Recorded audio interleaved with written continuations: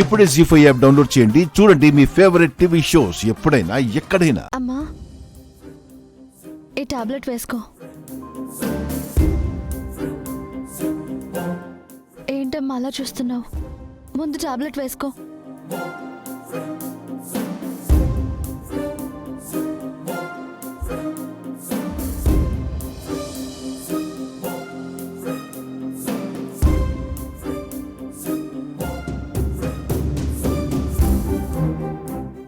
పిచ్చిదక్కడ ఎలా ఉందో ఏంటో.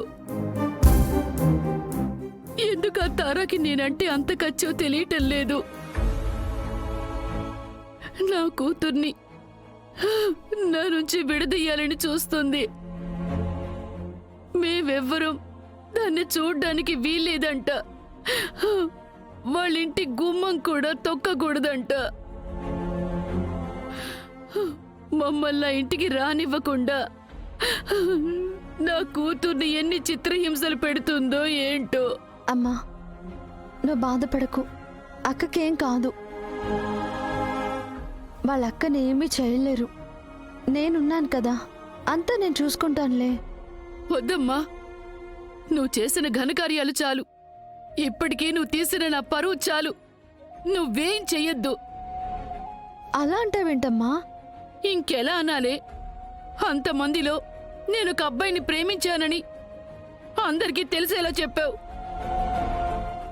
నేను రాధాగారిని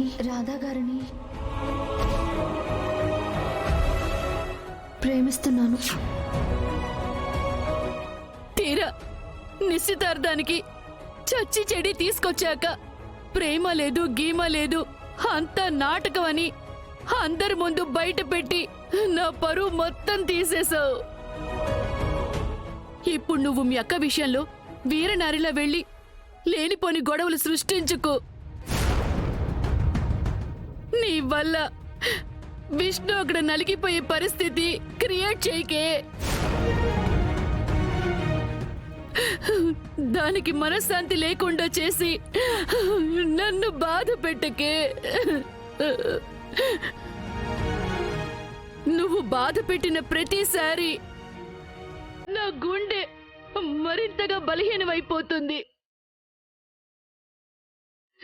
ఏదో ఒక రోజు నా గుండె ఆగిపోయే పరిస్థితే వస్తే దానికి కారణం కూడా నువ్వేనే.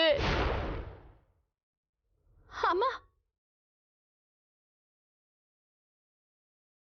అంత మాట అనకమ్మా. నేను నీ క్షేమమే కోరుకుంటాను. నువ్వు బాగుండాలని ఆలోచిస్తాను. వద్దు తల్లి, నువ్వేమీ కోరుకోవద్దు. నువ్వేమీ చెయ్యకుండా ఇంట్లో ఒక బొమ్మలా ఉండు. చాలు చాలు.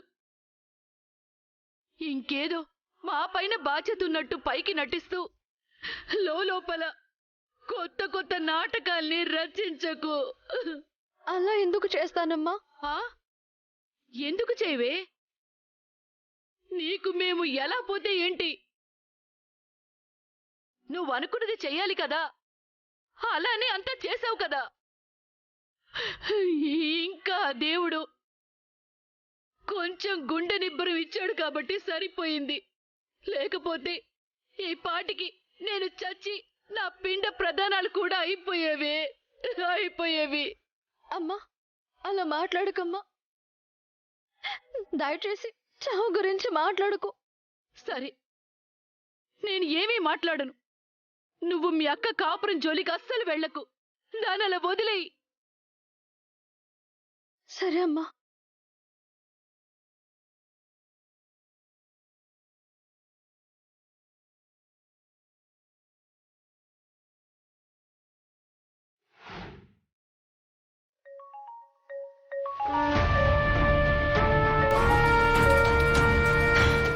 తారా గారేంటి నాకు ఫోన్ చేస్తున్నారు?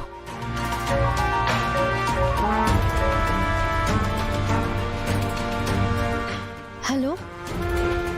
హలో కృష్ణ, చెప్పండి. మీరు నాకు ఫోన్ చేశారేంటి? ఎలా ఉన్నావు? ఎలా ఉంటాను? బానే ఉన్నాను. బానే ఉన్నావని పైకి చెప్తున్నావు కానీ లోపల చాలా కుమిలిపోతున్నట్టున్నావు. నేను కుమిలిపోవాలనే కదా మీరు అనుకునేది. నేను ఏమనుకున్నా అనుకోకపోయినా నువ్వు మాత్రం బాధలోనే ఉన్నావు కదా.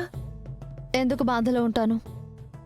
మరి మీ కుందేలుని తోడేళ్లు నక్కల మధ్య అడవిలో ఒంటరిగా వదిలేశావు. బాధలేదా నీలో? ఓ, మర్చిపోయాను. నువ్వు శివంగివి కదూ. అడవిలో కుందేలుని కాపాడే శివంగివి.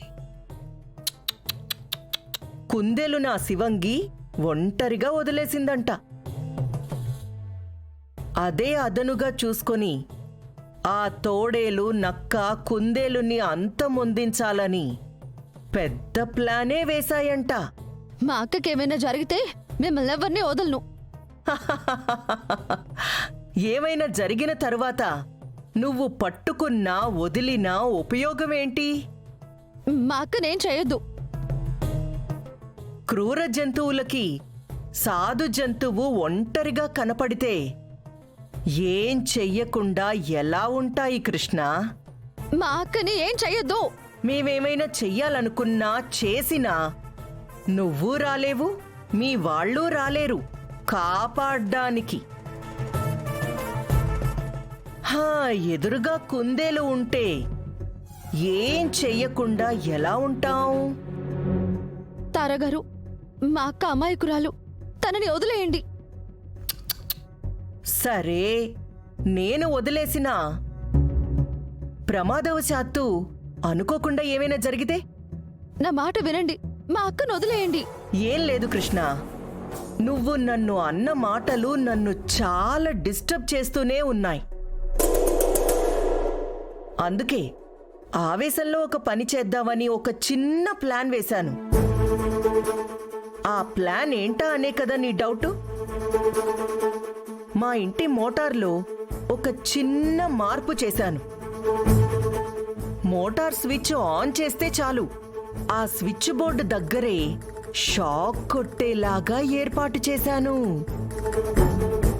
కాసేపట్లో మీ అక్కని పిలిచి మోటార్ స్విచ్ ఆన్ చేయమని చెప్తాను. నేనలా చెప్పగానే మీ అక్క వెళ్ళి అలా స్విచ్ ఆన్ చేస్తుంది. కరెంటు షాక్ కొట్టిన కాకిలాగా అక్కడే మాడి మసైపోతుంది. ఆ తరువాత అందరికీ యాక్సిడెంటల్ గా ఇలా జరిగిపోయిందని చెప్పేస్తాను. తారగారు, మా అక్కనేం చేయొద్దు ప్లీజ్. తారగారు, మా అక్క చాలా మంచిది, నా మాట వినండి.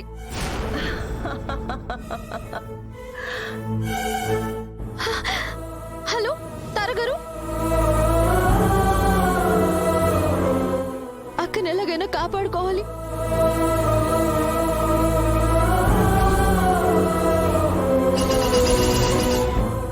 జీ5 యాప్ డౌన్లోడ్ చేసి అన్ని ఎపిసోడ్స్ పూర్తి ఉచితంగా చూడండి.